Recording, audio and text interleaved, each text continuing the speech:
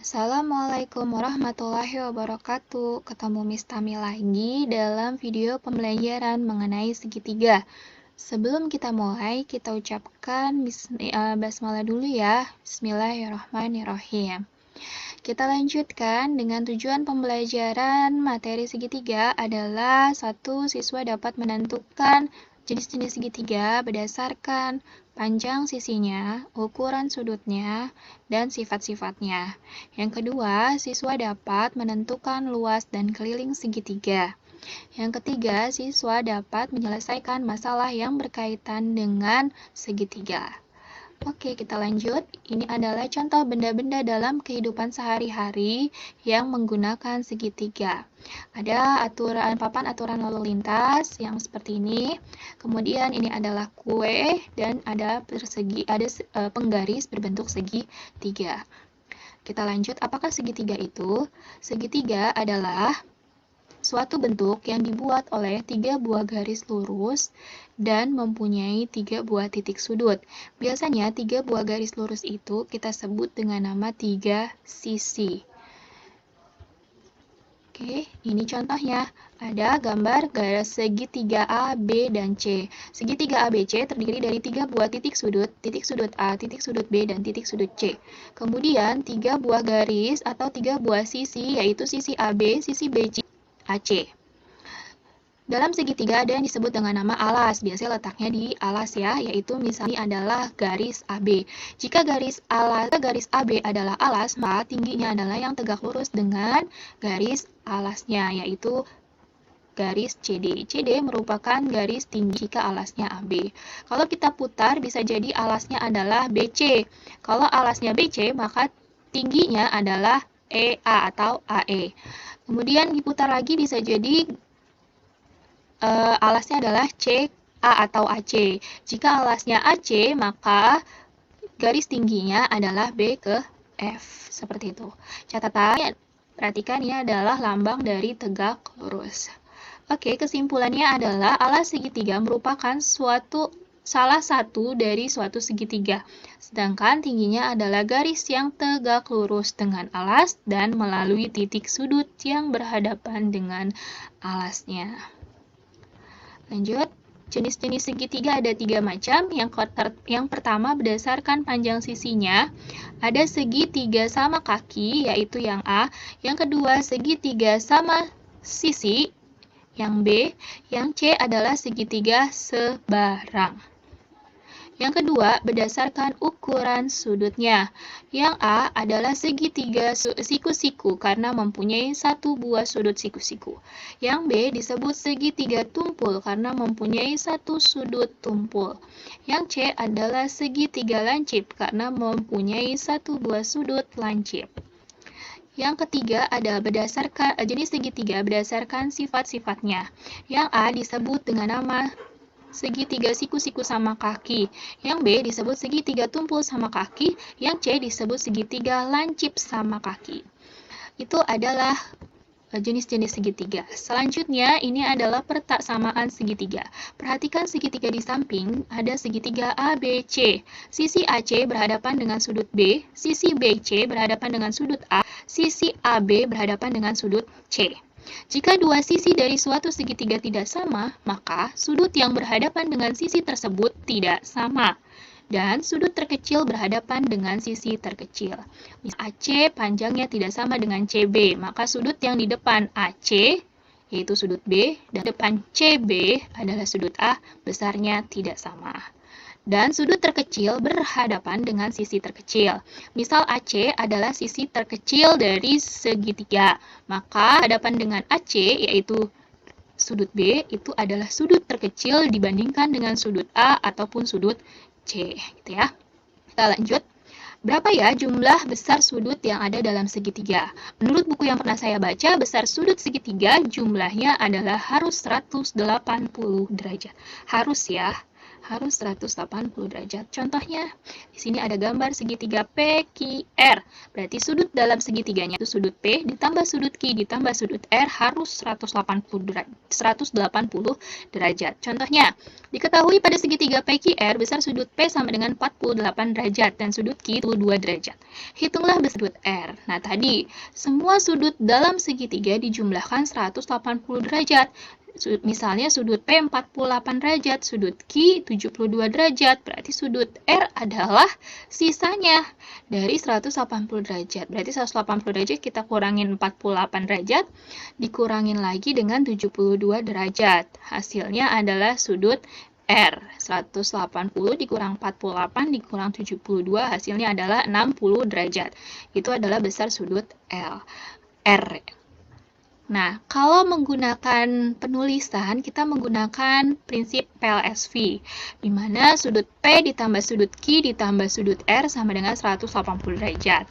Sudut P adalah 48 derajat, kita ganti jadi 48. Sudut Q adalah 72 derajat, kita ganti. Sudut R belum diketahui, jadi tetap sudut R dan hasilnya sama dengan 180 derajat. Kemudian 48 bisa dijumlahkan dengan 72, hasilnya 120 derajat. Ditambah sudut R sama dengan 180 derajat. Kemudian sudut R tetap, 120-nya pindah ruas, 180-nya tetap. Jadi 180 derajat dikurang, karena 120 pindah ruas ya. Jadi dikurang 120, hasilnya adalah 60 derajat. Nah, PLSV ini digunakan ketika kita menggunakan variabel. Tapi kalau misalnya seperti ini, bisa kita langsung menggunakan cara 180 derajat dikurangin 48 derajat dikurangin 72 derajat. Tapi kalau ada variabel X-nya atau Y atau ada variabel, kita menggunakan konsep PLSV gitu ya. Lanjutnya adalah selain sudut dalam ada sudut luar segitiga. Seperti yang digambar, sudut luar segitiga adanya di luar segitiga, yaitu sudut CBD, disebut sudut luar segitiga. Besar sudut CBD adalah jumlah dari besar sudut dalam segitiga yang tidak berpelurus dengan sudut luar tersebut. Berarti sudut CBD sama dengan besar CAB yang ini ditambah dengan besar sudut ACB. Nah, contohnya seperti yang satu, perhatikan atas, jika besar sudut CAB 30 derajat dan besar sudut ACB yang ini 84 derajat, maka besar sudut luar tersebut adalah, kita jumlahkan ya, karena sudut CAB dan sudut ACB tidak berpelurus dengan sudut CBD, maka sudut CBD sama dengan sudut CAB ditambah sudut ACB. Hasilnya adalah 114 derajat. Kedua, perhatikan gambar di atas. Jika besar sudut CBA adalah 58 derajat, maka besar sudut CBD adalah, nah, kalau nomor 2 diketahuinya adalah sudut CBA yang ini. Yang ditanyakan adalah sudut CBD. Kalau yang diketahui adalah CBA yang sebelah sini, berarti kita menggunakan konsep sudut yang saling berpelurus. Sudut CBD dan sudut CBA saling berpelurus. CBA diketahui adalah besarnya 58 derajat. Berarti sudut CBD adalah 180 derajat dikurangin 58 derajat. Hasilnya 122 derajat. Seperti itu. Nah, yang ini melukis garis-garis istimewa pada segitiga. Ada beberapa garis istimewa pada segitiga.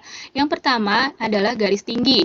Apa itu garis tinggi? Garis tinggi adalah garis yang selalu tegak lurus pada alasnya.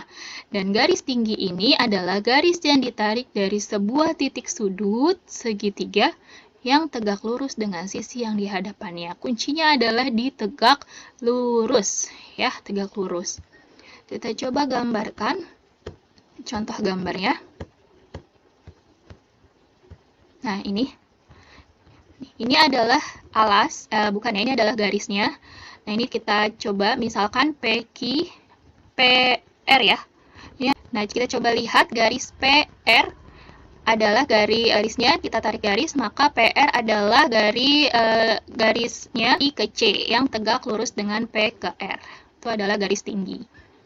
Kemudian yang kedua adalah garis bagi. Garis bagi segitiga adalah garis yang ditarik dari titik sudut segitiga dan membagi sudut menjadi dua sama besar. Kuncinya di membagi dua sudutnya sama besar.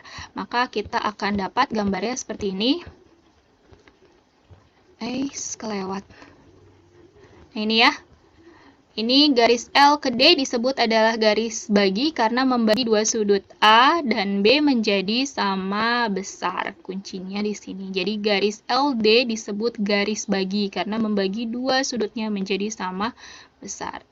Oke, yang ketiga adalah garis sumbu. Garis sumbu suatu segitiga adalah garis yang membagi sisi-sisi segitiga menjadi dua bagian sama panjang dan tegak lurus. Kuncinya adalah di tegak, lurus, dan sama panjang. Kita coba lihat gambarnya. Nah, ini adalah garis PQ yang disebut dengan nama garis sumbu karena membagi dua garis menjadi sama besar dan tegak lurus. Jadi PQ merupakan garis sumbu. Yang keempat adalah garis berat. Garis berat adalah garis yang ditarik dari titik sudut suatu segitiga dan membagi sisi di hadapannya menjadi dua bagian sama panjang. Kalau garis berat hanya membagi dua bagian sama panjang, tidak tegak lurus. Kalau dia membagi dua sama panjang dan tegak lurus, dia disebut garis sumbu. Hati-hati tertukar dengan garis sumbu ya. Nah, ini adalah FG. Nah, di sini harusnya ada E ya, D, E, F. Jadi, FG adalah garis berat yang membagi dua bagian sama panjang, DG dan GE itu akan sama panjang. KFG disebut dengan garis berat. Kita lanjut ke keliling dan luas segitiga. Keliling segitiga yang pertama, mungkin sudah pada tahu ya, keliling segitiga adalah jumlah ketiga sisinya. Jadi kalau ada gambar segitiga, berarti sisi A ditambah sisi B ditambah sisi C. Itu adalah keliling segitiga. Contohnya adalah ini, Pak Budi pun seperti gambar di sini dengan ukuran 8 meter, 10 meter, dan 12 meter. Pak Budi ingin memberi pagar yang mengelilingi kebunnya. Jika biaya pemasangannya adalah 25.000 per meter, oke, Pak Budi ingin memberi pagar yang mengelilingi kebunnya. Kata kuncinya adalah di mengelilingi, berarti kita mencari keliling. Kemudian biaya pemasangannya adalah 20 meter, berarti kita cari biaya yang harus dikeluarkan oleh Pak. Pertama kita cari kelilingnya dulu, kita jumlahkan 8 tambah 10 tambah 12, hasilnya adalah 30 meter. Per meternya biayanya adalah 25.000, berarti kalau ada 5.000, hasilnya adalah 750.000. Itu adalah biaya yang diperlukan Pak Budi untuk pemasangan pagar. Yang berikutnya adalah luas segitiga. Mungkin ini juga sudah pada tahu ya. Luas segitiga adalah setengah kali alas kali tinggi, atau kita bisa bilang alas kali tinggi bagi 2. Oke, kita kasih contoh. Nah, sebelum ke contoh, ini adalah rumus luas berikutnya jika diketahui ketiga sisinya. Sisi A, sisi B, dan rumusnya adalah luas adalah akar dari S dikali S min A dikali S min B dikali S min C, di mana S-nya adalah setengah dari keliling. Kalau yang tadi diketahui alas dan tingginya. Kita contohkan. Nah, ini adalah segitiga DEF, yang dicari adalah segitiga D ke E ke F, DEF ya. Sama nyari kelilingnya, DEF gampang, tinggal dijumlahkan D ke E 14 ditambah E ke F 13 ditambah F ke D 21, maka hasilnya adalah 48 cm. Kalau luasnya, nah ini luasnya, D ke DEF mempunyai alas DE yaitu 14 cm dikali tinggi. Yang mana yang disebut tinggi? Bukan 13 ya, tingginya adalah yang tegak lurus dengan alas, yaitu yang 12 cm. Berarti 14 cm dikali 2 cm dibagi 2, hasilnya adalah 84 cm persegi. Hati-hati, 5 cm tidak kita gunakan ya, ini hanya sebagai pengecoh karena ini tidak termasuk segitiga yang ditanyakan di soal, karena segitiga yang ditanyakan di soal adalah D, E, dan F, seperti itu. Oke, nah ini adalah latihan soal yang bisa kalian kerjakan di buku. Nanti kalau sudah selesai hasilnya bisa kalian fotokan, kemudian kalian bisa kirim ke nomor Miss Tami fotonya. Coba latihan sendiri-sendiri supaya kalian terbiasa dengan soal-soal yang ada ya. Nah, ini Miss Tami kasih soal yang mudah, yang hampir video yang sebelumnya. Oke, itu aja dari Miss Tami. Mohon maaf kalau ada kata-kata yang salah. Sekian. Terima kasih, tetap di rumah aja, jaga jarak, dan keep healthy, jaga kesehatan. Wassalamualaikum warahmatullahi wabarakatuh.